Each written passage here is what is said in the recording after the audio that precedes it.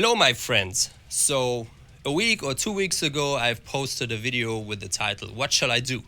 And the thumbnail said, Shall I quit? I have to admit, it was a kind of a clickbait. However, what I was talking about was meant really seriously.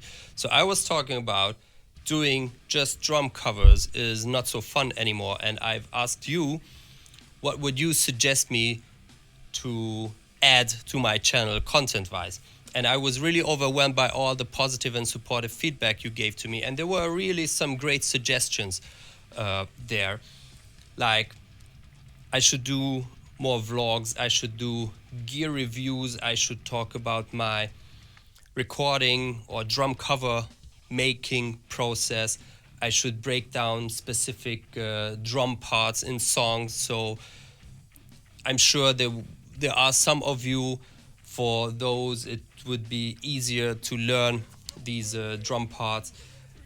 However, there was one very specific comment I would like to highlight, which comes from a user called mfournier01. Bro, I hope I didn't up your name, and I will read it out loud. And it says, Nabil, I would like to hear your thoughts on seat height and stability when playing double bass on the kit. I find when my stool moves or wobbles a bit, it throws off my whole comfort level and makes it hard for me to play doubles. It is an excellent topic because most of us are focusing always on shiny cymbals, on the drum set itself, on the snare, and of course on the drum pedals. And one of the mostly underrated parts of the drum kit is the drum throne. I mean, how many times have I seen people play on gigs on really good quality drums and high-end cymbals and high-end drum pedals, and they were using like office chairs and very bad and low quality drum thrones. So I will talk a little bit about my drum throne, and then I will also go into the topic why it is so important. But first of all, let me tell you how I got my drum throne. I'm using a Gibraltar 9600 series drum throne, which I bought back in 2004 or 2005. I don't remember exactly. But what I remember is that day, or at that time, I was starting to date a lady, and I was a student, low on budget. However, I was planning to buy a drum throne because I was sick of using just small wooden chairs and I don't know what. So I met her at the university and we were talking. As I told her that, by the way, I'm going to the music store because I want to check out some stuff for my drums, because she knew that I was playing in the band, which was really cool back then. So she came with me and I was watching at the checking out the drum thrones, and there were like maybe 8 or 10 sorts of drum throne, or 10 drum thrones, and 9 of them were in my budget but not on that quality level I wished they would be. And there was this specific one, which was like double the budget I had as a student. However, that was the best. And I was looking at it, and she came there and said, yeah, this looks to be the best. And I was like, yeah, it is. I will buy this one. So I went to the cashier, I bought it. I had to impress her. And I have to say it worked, because I still have this drum throne. And by the way, the lady became my wife. So maybe not sure because of the drum throne. However, this is part of the story. So I'm using a Gibraltar 9600 series drum throne. I don't know if you can get this specific model today, but the 9600 series is continued is developing. There are a little bit of changes. It is a round one and a very massive one. Now, what is important when choosing a good drum throne? It has to be adjustable. So this one is, if I would, like turn it around, it would go up and down, and then I can fix it. So I can really adjust it very precisely for me. It is important to have a good drum throne because it will give you the comfort to play. I mean, if you play on a drum set and the cymbals are too high or too far away, or I'm sure you've seen or you have experience playing on stage and the bass drum was with each kick it was going away and you were at the end like stretching your leg and you were really frustrated, and there will be a lot of things which will distract you on stage. The monitor speakers will be not working fine, the guitar player will distract you, boobs will distract you, and of course if you have a bad quality drum throne which is wobbling and you will struggle to keep your balance on it, it is a catastrophe because you will not focus on your drumming anymore, you will focus on keeping the balance.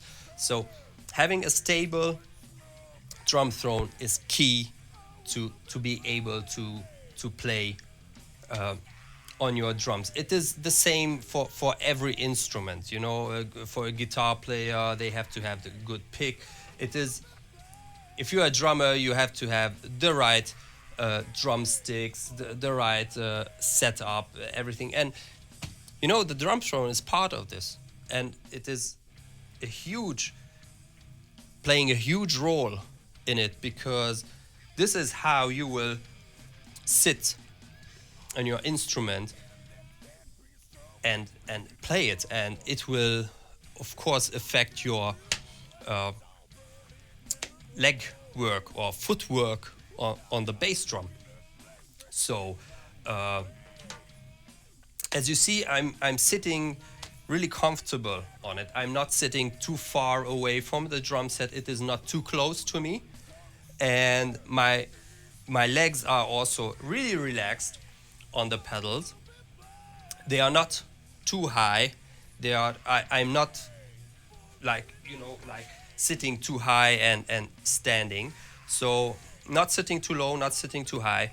It's just simply perfect. I have here like a gap of, what is it, like 5 centimeters, 6 centimeters, which is important because I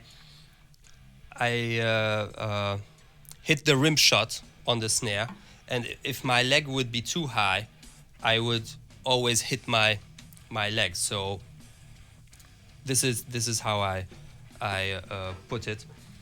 And yeah, another very good tip is that the drum throne has 3 legs, and I suggest to you to put 2 legs looking to the front and 1 to the back, because this will give you even more stability.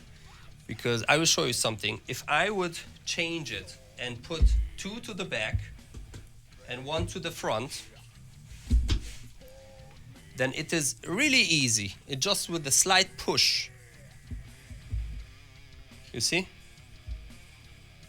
And I'm sure you have seen a lot of fail videos on YouTube how drummers just fall out of their drum set.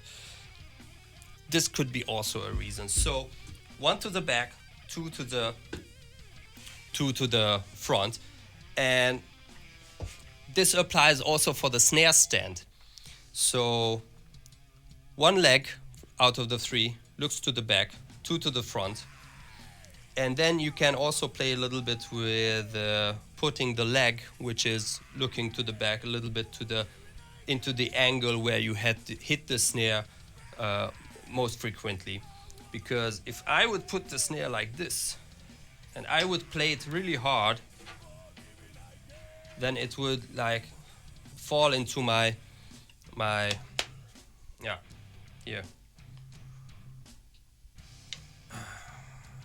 what's called, I don't know what it's called, into my Doesn't matter. So, and this is it is stable.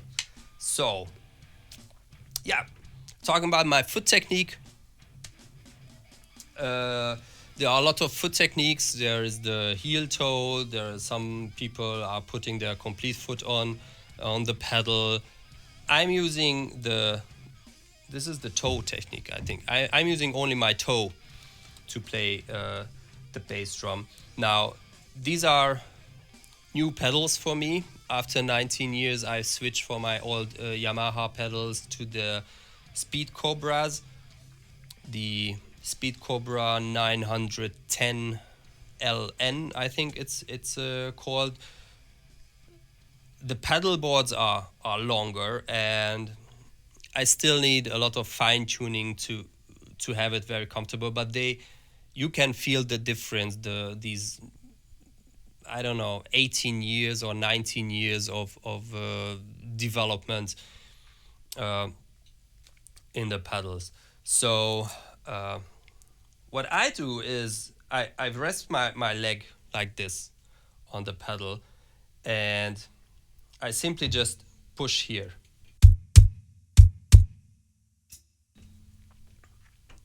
And what I also do, I never let the beater on the head. So a lot of you or a lot of drummers play like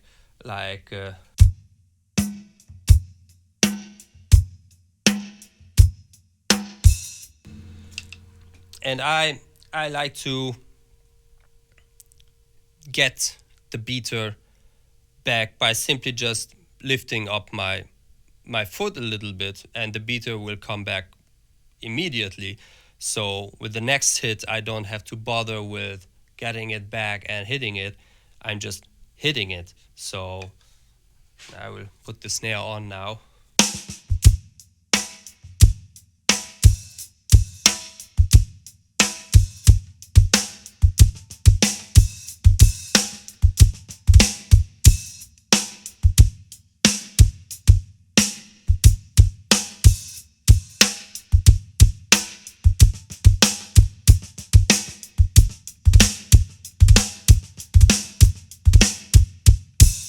So this position allows me to make fast doubles with one foot by simply just hitting once the bass drum and then sliding my foot to the front of the pedal, and this will end up in another hit. And if you do it fast, you will have these two hits.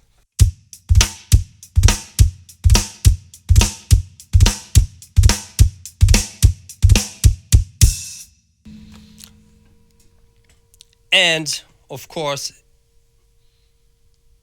you will not come out of your comfort playing double bass if you have a good drum chair, so a drum throne. So enjoy.